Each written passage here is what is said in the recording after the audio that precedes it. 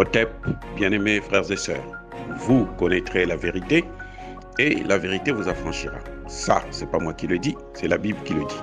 Mais moi, je vous dis mieux. Vous connaîtrez la vérité historique, notamment celle de vos ancêtres kémites, et vous aurez une vision globale de ce que c'est que la vraie souveraineté politique. J'ajoute, vous reviendrez à la spiritualité africaine ancestrale et vous comprendrez les enjeux de l'indépendance économique. Et pour terminer, vous accepterez votre identité culturelle kémite et vous obtiendrez deux choses. La première, c'est la paix. La seconde, c'est le développement, à une condition. L'unité de toute l'Afrique noire, l'unité de tous les Noirs du monde entier.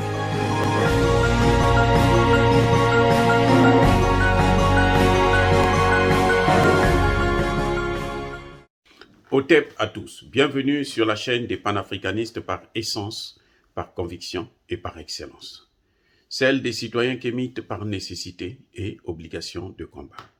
Nous sommes une chaîne qui n'est guidée que par nos ancêtres et rien que par les ancêtres qui appartiennent à l'égrégore du monde noir. Par conséquent, nous ne croyons en aucun Dieu venu de l'étranger. Toutefois, cette vidéo n'est aucunement destinée à inciter à la haine ou à la violence, car nous menons un combat qui est d'abord et avant tout spirituel, ensuite il est politique, géopolitique et géostratégique, contre l'impérialisme, le colonialisme, le néocolonialisme et l'endocolonat. Sur la base du principe fondamental que nos ancêtres nous ont laissé, qui est celui de la Mahat, c'est-à-dire vérité et justice. Vous êtes donc en droit de connaître la vérité et nous avons l'obligation de vous dire la vérité et rien que la vérité, afin que justice soit rendue à l'Afrique. C'est ça notre modeste contribution dans cette noble lutte en faveur de la souveraineté, la dignité et l'unité africaine. Et ça, c'est le panafricanisme. Voyez-vous, bien-aimés frères et sœurs, sur les réseaux sociaux, aujourd'hui, tout le monde parle et se soucie de Abdoulaye, du commandant Abdoulaye Fofana. C'est vrai, ça fait mal de voir un homme qui vit, je pense, en Europe, à Paris ou je ne sais pas où, qui prend son avion, son visa en France, pour le Burkina Faso, qui vient en Belgique, il prend le vol qui l'amène jusqu'au Burkina Faso, il atterrit à Ouagadougou et il est accueilli subitement et dans l'immédiat, il est aussi enlevé et on va l'exposer, on l'amène, on le transfère, si vous voulez, en Côte d'Ivoire, dans les mains du bourreau Alassane Dramane Ouattara. Donc, on voit aujourd'hui, justement, un homme qui vient pour passer ses vacances. Il a eu un visa en bonne et due forme. Et puis, il vient à Ouagadougou, le pays d'accueil. Et de là, on le prend, on l'expulse directement on le conduit vers la Côte d'Ivoire, où monsieur subit des tortures et peut-être même qu'on va le tuer. C'est une violation grave des droits de l'homme. C'est vrai. C'est malheureux, c'est triste. C'est triste pour la famille. Mais il y a une chose que les gens doivent savoir, et c'est là où le problème, le bas blesse. C'est est-ce que ce n'est pas une façon pour lui de payer ce que lui-même il a fait auparavant? Est-ce que ce n'est pas le retour à l'envoyeur? Est-ce que ce n'est pas un effet boomerang qui revient sur sa face? Eh oui, c'est bien beau de parler des droits de l'homme, c'est bien beau de dire qu'il est torturé, se plaindre, se soucier, avoir de la sympathie, avoir de la compassion, avoir de l'empathie. Très bien. Mais il y a une chose que les gens devraient savoir, c'est que ce monsieur a été l'aide de camp de Guillaume Soro. Je répète, ce commandant a été l'aide de camp de Guillaume Soro. Qu'est-ce qu'un aide de camp?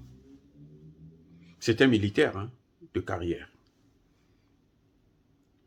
La rébellion de Guillaume Soro a été une rébellion armée qui a affronté l'État ivoirien lorsque Laurent Gbagbo était président. Et Guillaume Soro l'a reconnu, il a dit, nous avons fait la guerre, nous faisons la guerre pour placer Alassane Ouattara au pouvoir. Le même Alassane Ouattara qui aujourd'hui torture son aide de camp. Mais quand Guillaume Soro donnait des ordres, qu'il fallait faire ceci, il fallait faire cela, lesquels qui devraient exécuter les ordres? Ce n'est pas les militaires là. Ceux qui se battaient contre l'État ivoirien, qui ont affaibli l'État ivoirien, qui ont affaibli l'armée ivoirienne. Ce sont lesquels? Et pourquoi il a choisi le Burkina Faso? Parce que c'est au Burkina Faso qu'on les préparait pour venir faire la guerre à l'État ivoirien. À cause des gens comme le commandant Abdoulaye Fofana, la Côte d'Ivoire aujourd'hui est la chose de la France. À cause d'eux, Nicolas Sarkozy s'est permis d'envoyer ses sbires pour aller occuper, tuer tous les jeunes qui étaient autour du palais présidentiel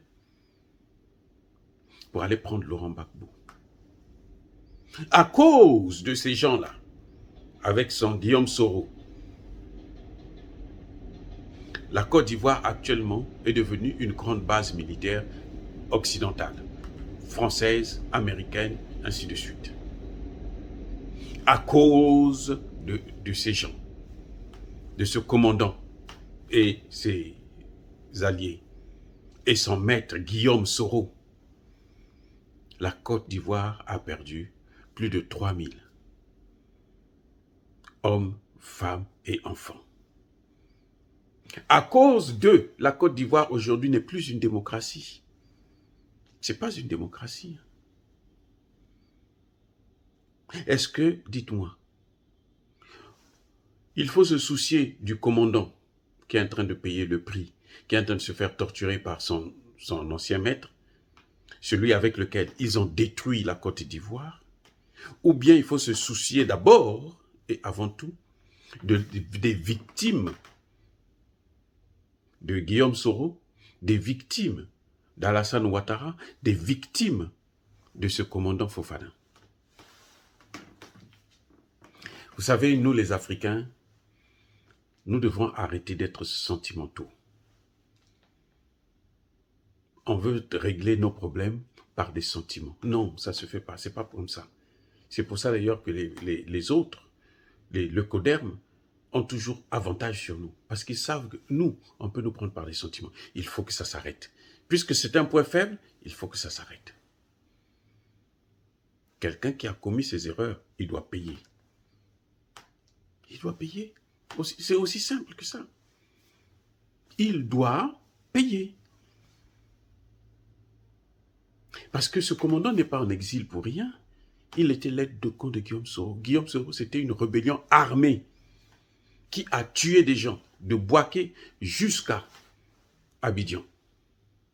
À cause d'eux. À cause de Guillaume Soro. À cause d'Alassane Ouattara. Des milliers d'hommes et de femmes sont enterrés. Et ça, c'est ce qu'on connaît. Il y en a qu'on a enterrés dans l'anonymat, où les parents continuent à porter le deuil. Mais ce n'est pas la rigolade, les gars. Pourquoi il part au Burkina Faso? On sait que quand on est réfugié dans un pays européen, là, on n'a pas le droit de revenir dans ton pays natal, ni même dans un pays limitrophe. Tu n'as pas le droit. Je connais ces choses-là, j'ai vécu à Paris aussi longtemps. Tu ne peux pas quitter Paris, Bruxelles ou quoi, venir dans un pays qui a des limites avec ton pays d'origine. Mais s'il partait au Burkina, c'est parce qu'il sait que c'est là-bas qu'ils ont été formés. Mais malheureusement pour lui, le Burkina a changé. Damiba aussi a besoin de s'asseoir au pouvoir. Il a besoin, il est en train de flatter les Français, il est en train de flatter Alassane Ouattara, donc il a besoin de céder quelque part. Puisqu'il a pris son visa en France, donc visiblement il était résident en France. Et donc, ça veut dire que la France aussi peut avoir intérêt à le sacrifier, à le laisser partir pour donner des signes à Damiba qui est en train d'hésiter, puisque Damiba aujourd'hui est assis sur deux chaises, la France et la Russie. Il a un penchant plus vers la France, certes, mais il sait que la France ne l'apportera pas d'aide. La France va peut-être le maintenir au pouvoir, le permettre de rester au pouvoir sans faire du bruit. Et les Français, en ce moment, ils ont besoin de ce type-là, de Damiba. Donc, ils peuvent autoriser à ce qu'il puisse faire ce qu'il a à faire. Donc, vous voyez, c'est une erreur grave de venir dans un pays qui est limitrophe à ton pays quand tu sais que tu es résident, réfugié dans un autre pays, en Europe notamment. Quand tu viens là, c'est que tu prends des risques. Ça, c'est un fait. Mais lui, il vient parce qu'il sait que c'est là qu'eux, ils ont commencé la rébellion. C'est là qu'ils ont été formés. C'est là qu'ils ont été préparés. C'est là qu'ils ont été armés. Par qui? Par la même France. Donc, il se dit, c'est bon, on va continuer à faire ce qu'on a à faire. Mais ça a changé entre-temps. Celui qui vient d'arriver là, il veut aussi s'affirmer. Les Français ont besoin de quelque chose, de sacrifier quelqu'un pour que Damiba puisse leur faire confiance. Ça, c'est un point essentiel. Vous voyez, lui, il peut aller en vacances, il peut tourner, alors qu'il y a des femmes, il y a des hommes, il y a des enfants qui ne peuvent pas aller en vacances à cause de la politique que eux, avec Guillaume Soro et le même Alassane Ouattara ont mené. Maintenant, si entre eux, entre les éléphants, ils se battent, où est notre problème? Je dis et je répète que nous devrons arrêter de rester dans des sentiments. On doit voir les choses avec beaucoup de discernement, beaucoup de réalisme. Il était l'aide de camp de Guillaume Soro.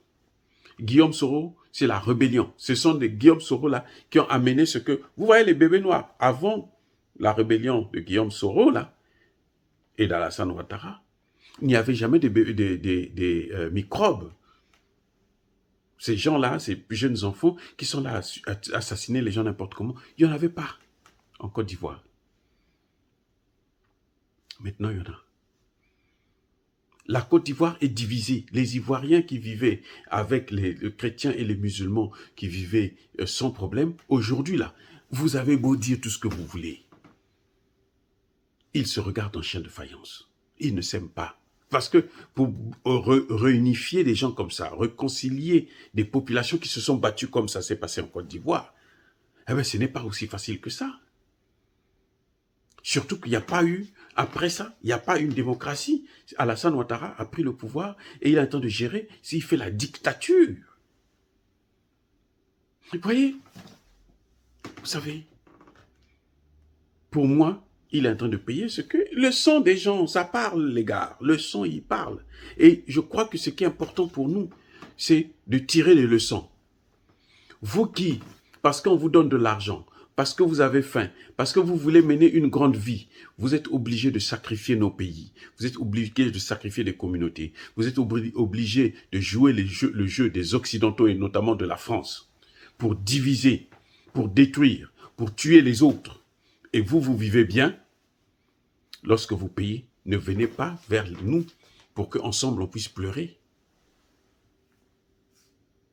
Je suis désolé d'être peut-être un peu dur, mais nous tous, nous sacrifions nos vies. Nous tous. Il y en a parmi nous qui ont des difficultés pour avoir du boulot parce qu'ils sont fichés par la France pour ce qu'ils disent, pour leur thèse, pour leurs recherches, pour leurs pensées, pour leurs paroles. La liberté de parole, vous le savez très bien, ça n'existe pas en Occident. Sinon, le grand mensonge seulement, c'est tout. Mais la vraie parole, là, la vraie vérité, là, il n'y en a pas. Ils ne connaissent pas ça. Et ils n'ont pas honte, ils ne se gênent pas. Voyez, bien-aimés frères et sœurs, le commandant Fofana n'a que ce que lui-même il a semé. Ce qu'il y a en Côte d'Ivoire, là, c'est ce que lui, il a semé, il a contribué en tout cas. Il a porté sa pierre à cet édifice-là, de la destruction de la Côte d'Ivoire. Et pourquoi vous allez nous demander, et je vois beaucoup de gens sur les réseaux sociaux en critique Alassane Ouattara. Non, c'est entre eux qui sont en train. Là, ils sont en train. C'est un règlement de compte. Ne vous mêlez pas de ça. C'est un règlement de compte. C'est comme si Guillaume Soro aujourd'hui est en train de fuir.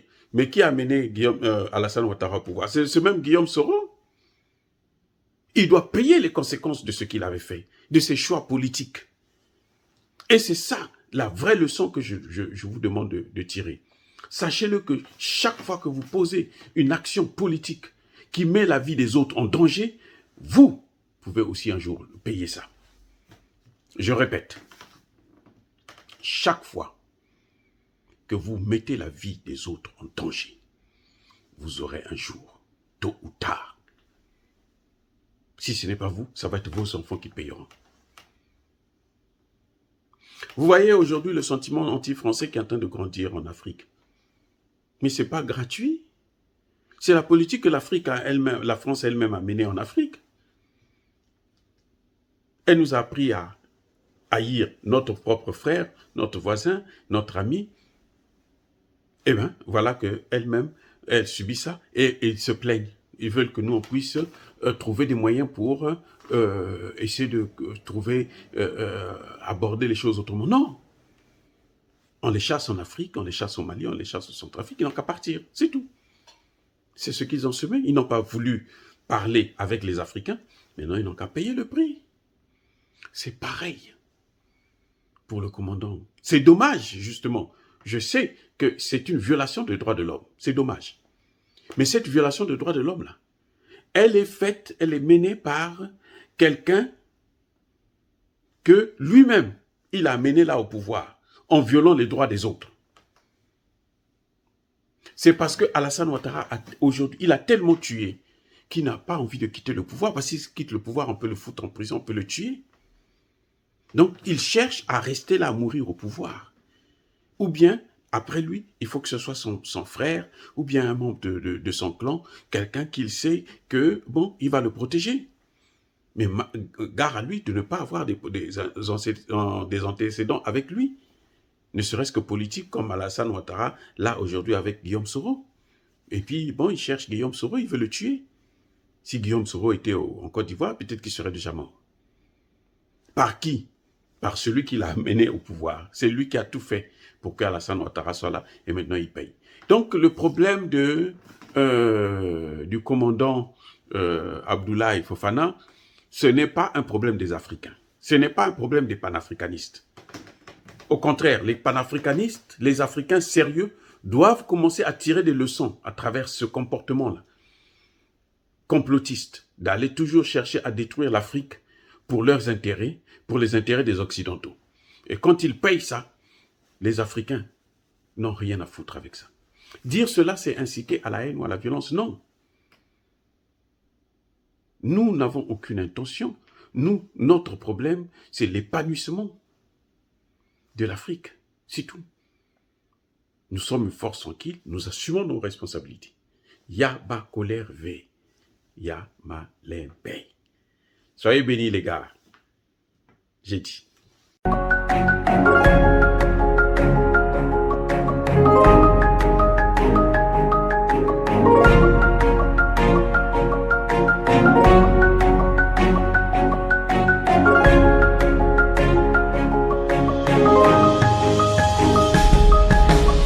Eux, ils marchent par la foi et non par la vue. Mais moi, je vous conseille vivement de marcher par la connaissance scientifique et historique, notamment celle de nos ancêtres kémites, par les 5 sens et par l'intelligence. Otep, vive l'Afrique éternelle et que Dieu vous bénisse. Abou Apia.